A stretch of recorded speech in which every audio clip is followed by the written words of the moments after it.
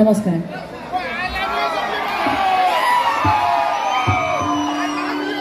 উঠাৰ লগে লগে এনেকুৱা চিঞৰ শুনিলে মনবোৰ ভাল লাগি যায় আচলতে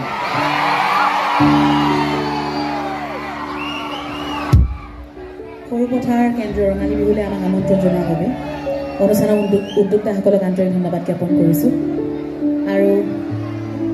লগতে উপস্থিত সকলোকে ৰঙালী বিহুৰ লগতে নৱবৰ্ষৰ বহুত বহুত শুভেচ্ছা শুভকামনা আৰু সেৱা জনালোঁ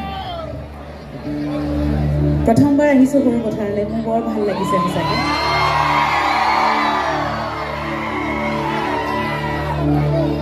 ৰাইজে ইমান ধুনীয়াকৈ চিঞৰি আছে এইখিনিতে মই ৰাইজৰ পৰা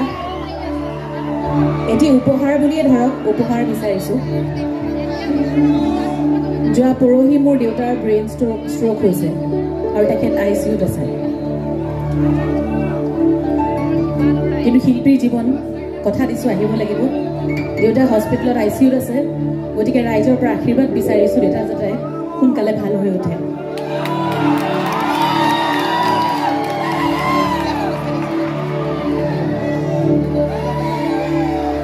প্ৰত্যেকগৰাকী হয়তো অনুভৱ কৰিব নিজৰ মা দেউতা যদি অসুস্থ হৈ থাকে এৰি আহিবলৈ কিমান কষ্ট হয়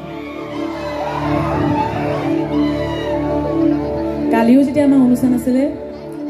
বিহুপুৰীয়াত ৰাইজৰ পৰা আশীৰ্বাদে বিচাৰিছোঁ এতিয়া মই জেগাই জেগাই খালি ৰাইজৰ আশীৰ্বাদ গোটাই যাম দেউতাৰ বাবে আপোনালোকে আশীৰ্বাদ কৰিব দেউতা যাতে সুস্থ হৈ উঠে অতি সোনকালে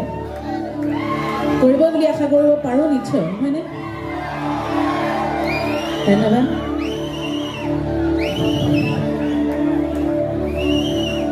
এক মিনিট সময় লৈছোঁ অকণমান আবেগিক হৈ গৈছোঁ কাৰণ গান আৰম্ভ কৰিব লাগিব এনেকৈ গান গাব নোৱাৰিম এক মিনিট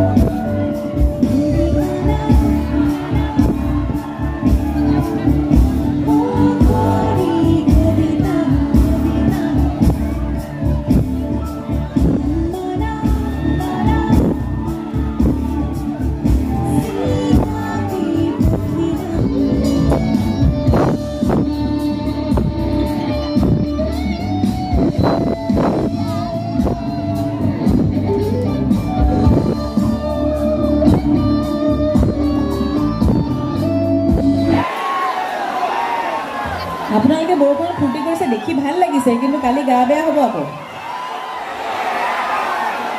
কাইলৈ তাৰপিছত আকৌ মোকে গালি দি থাকিব সকলোৱে